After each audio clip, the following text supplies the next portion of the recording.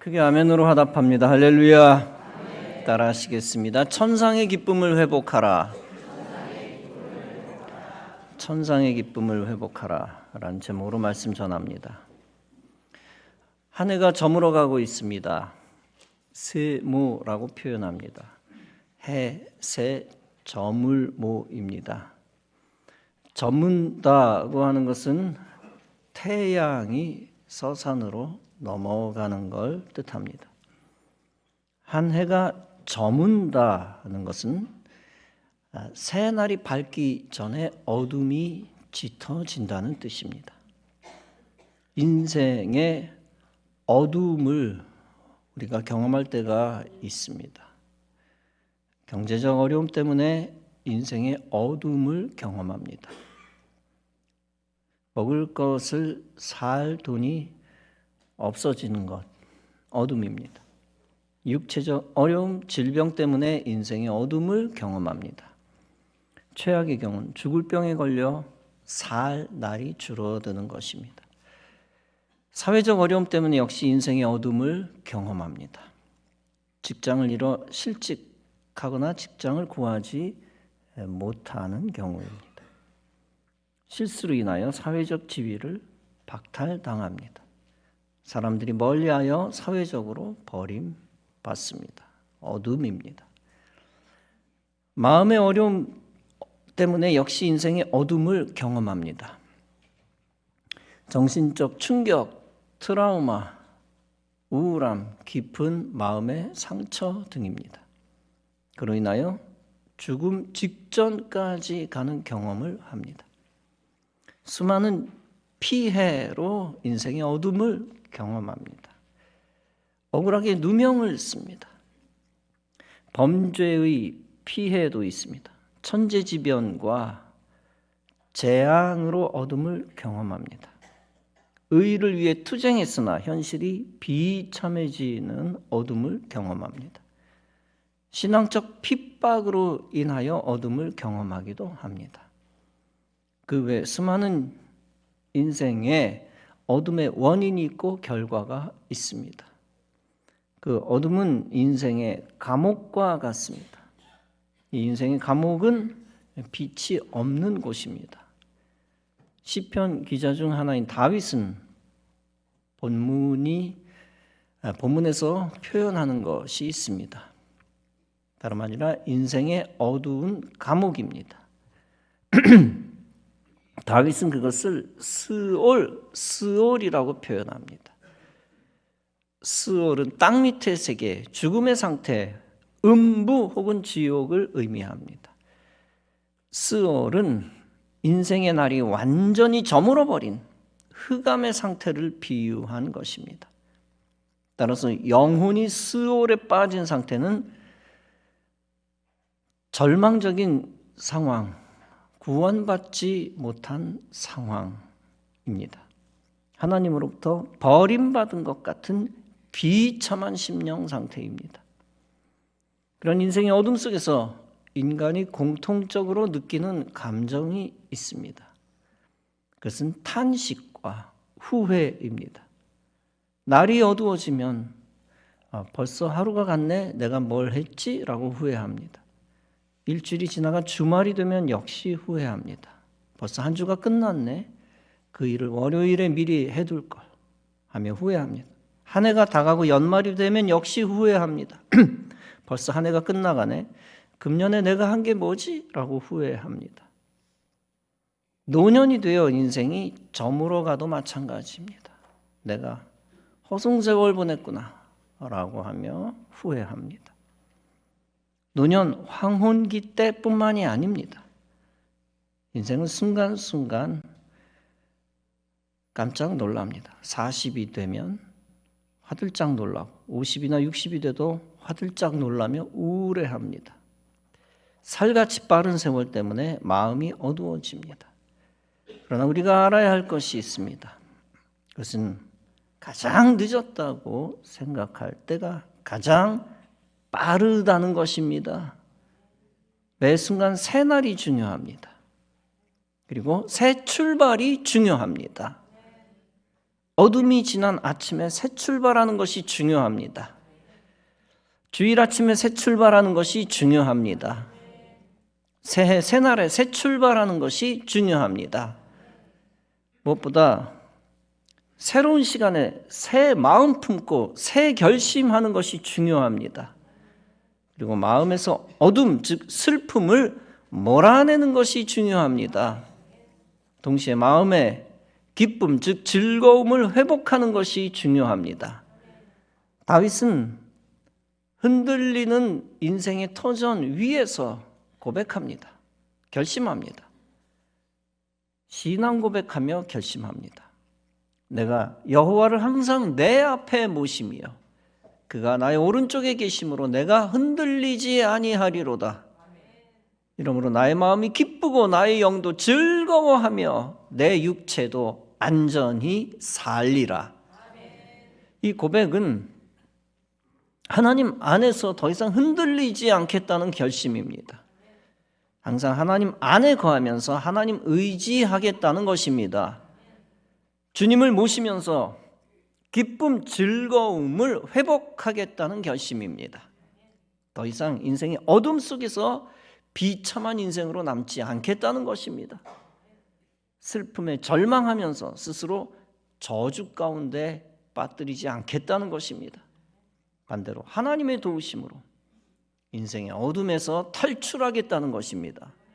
슬픔과 저주에서 해방되어 기쁨과 축복을 얻겠다는 것입니다. 그러면서 다윗은 절망에서 건져주시고 구원하시는 하나님을 믿고 있습니다. 다윗은 자신을 어둠에서 건져주실 하나님을 믿습니다. 그리고 다윗이 기뻐할 수밖에 없는 이유를 다음과 같이 설명합니다.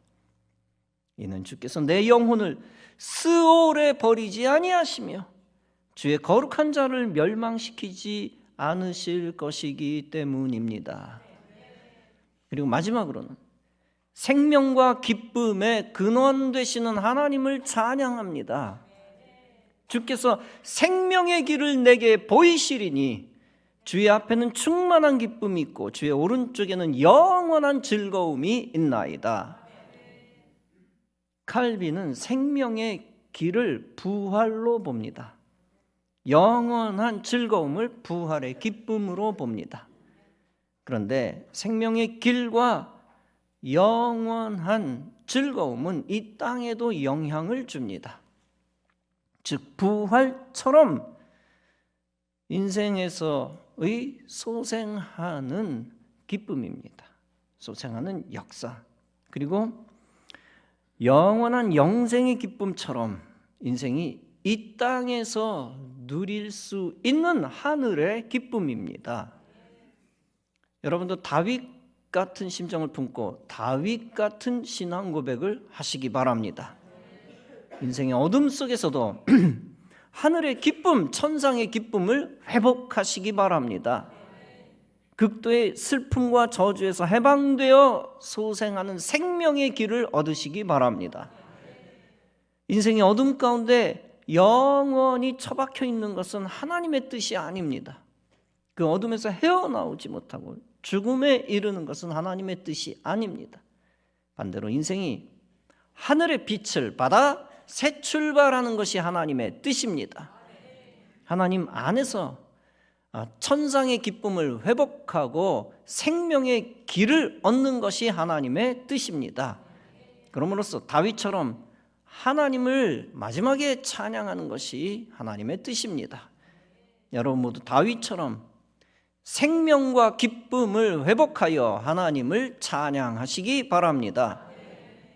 인생의 감옥에서 절대 필요한 것이 있습니다. 다름 아니라 빛입니다. 희망의 빛, 소망의 빛입니다. 하나님이 하늘에서 내려주시고 하늘에서 가져와 주시는 하늘의 빛입니다. 요셉이 있었습니다. 그는 야곱의 아들로 야곱의 사랑을 독차지했습니다. 그러나 형들의 미움을 받아 그는 구덩이에 던져져 죽을 지경이 되었습니다. 다 죽게 되었습니다. 구덩이라고 하는 건 아주 작은 스올의 상징이죠. 간신히 목숨을 구했지만 애굽에 팔려가게 되었습니다. 그러나 하나님의 섭리로 보디발의 집에 팔려가 인정을 받습니다. 보디발로부터 절대 신임을 얻어 가정 총무로서 전 재산을 관리합니다. 그러나 호사다마라고나 할까 또 다른 시련이 닥쳐옵니다.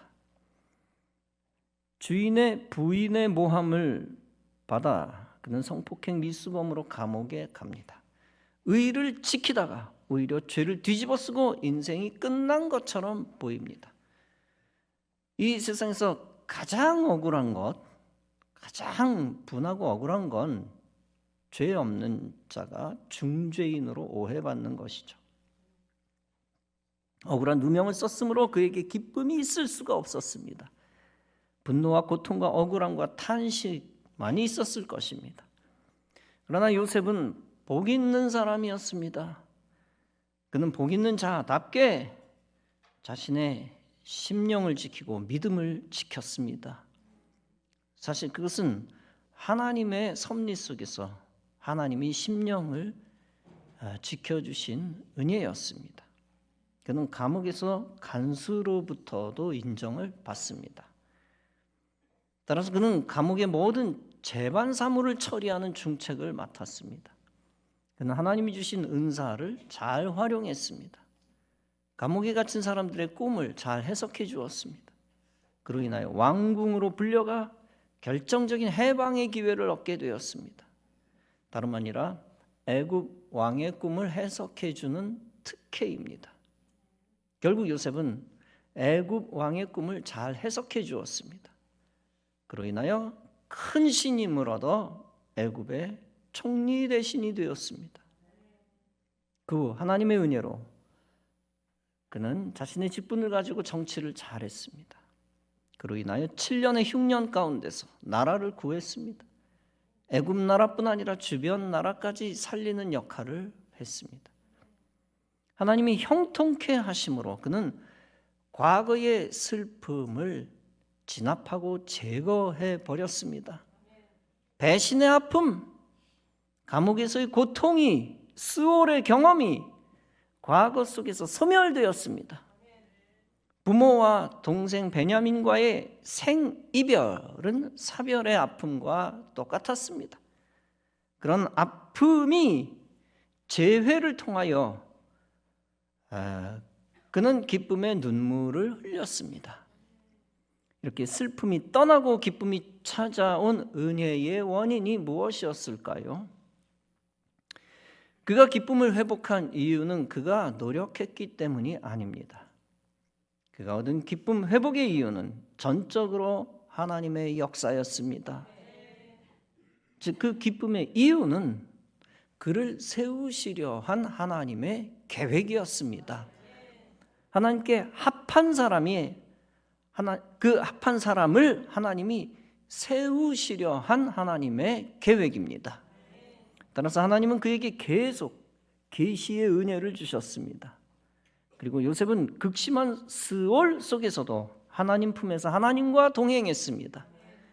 최악의 스올 같은 현장에서도 하나님을 바라보았습니다. 그로 인하여 요셉은 자신의 심령을 지켰습니다. 그리고 결정적으로 스올에서 건짐받는 기적을 체험합니다. 그 해방의 기적 속에서 요셉은 하늘의 기쁨을 회복하게 되었습니다. 즉 하늘로부터 내려온 즐거움을 다시 얻게 되었습니다. 그래서 어둠도 신앙적으로 고백하고 있고 형들을 용서하고 있습니다. 다니엘도 스올 같은 감옥을 경험했습니다. 남이스라엘, 즉 유다나라, 이 유다나라가 바벨론에 의해 식민지가 되었을 때의 일입니다. 다니엘은 바벨론 나라의 포로가 되어 살았습니다. 바벨론 왕 느부갓네살이 환관장에게 명령합니다. 이스라엘 자손 중에서 왕족과 귀족 몇 사람을 뽑으라. 곧 흠이 없고 용모가 아름다우며 모든 지혜를 통찰하며 지식에 통달하며 학문에 익숙하여 왕궁에 설 만한 소년을 데려오라. 그들에게 갈대아 사람의 학문과 언어를 가르치리라. 바벨론 문화를 탁월한 사람 뽑아 가르치겠다라는 얘기죠.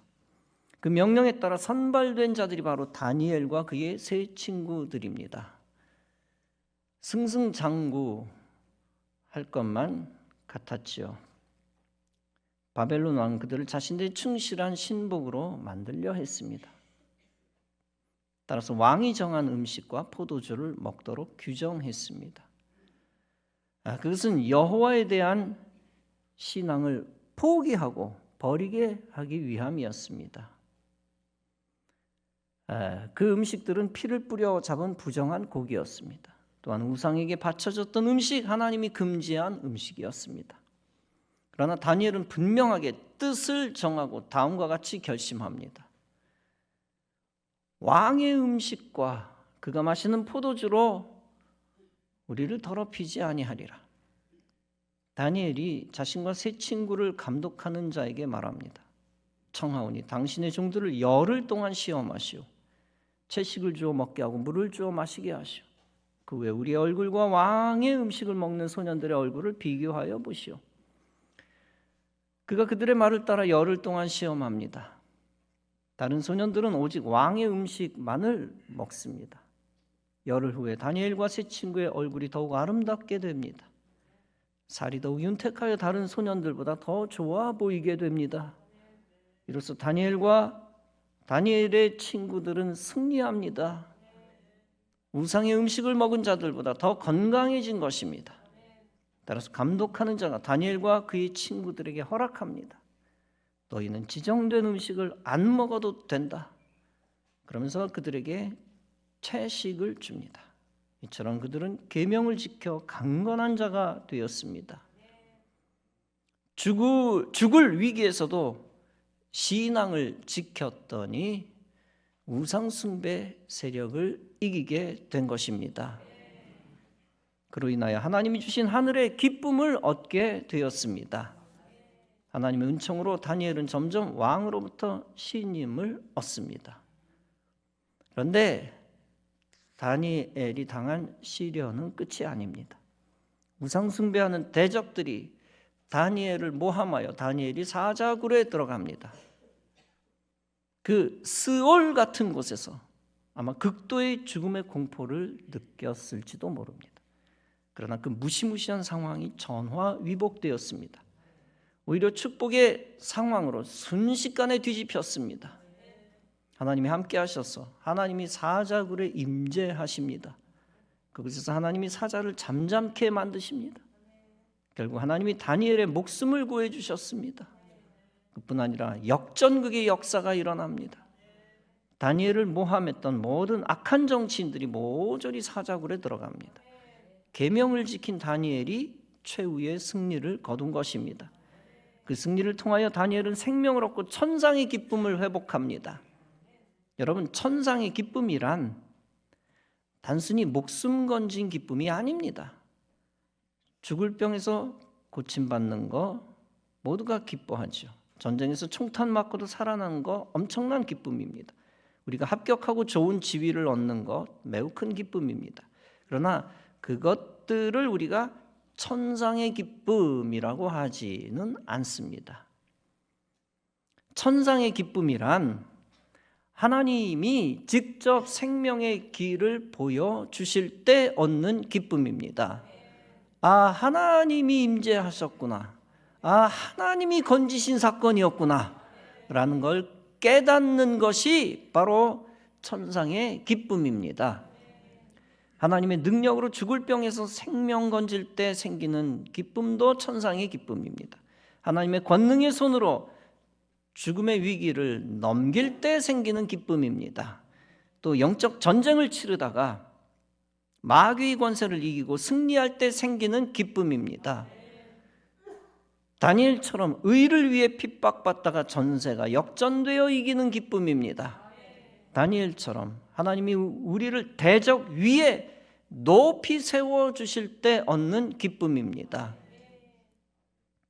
우리가 추구해야 하는 기쁨이 그런 기쁨입니다.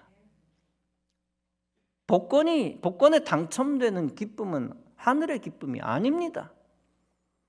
도박하다가 운 좋게 잠깐 싹쓸이하는 기쁨은 하늘에서 내려온 기쁨이 아닙니다. 마약하다가 주초하다가 황홀경에 빠지는 기쁨은 천상의 기쁨이 아닙니다. 그 기쁨은 마귀가 주는 거짓 기쁨이요 멸망 직전에 느끼는 저주입니다. 인생이 죄로 인하여 쾌락을 얻는 것은 지옥의 길을 향한 미끼지 결코 천상의 기쁨이 아닙니다. 그것은 하나님을 배반한 어둠의 권세가 만든 거짓 기쁨이요 형벌의 씨앗입니다. 성도는 우상 숭배와 죄와 마귀 문화 속에서 거짓 기쁨을 얻어서는 안 됩니다.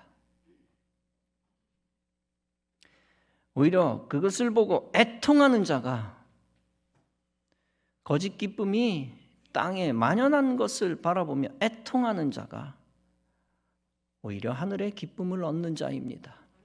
성도는 의에 줄이고 의를 사모하다가 기뻐해야 합니다. 성도는 의를 위해 박해를 받다가 기뻐할 수 있어야 합니다.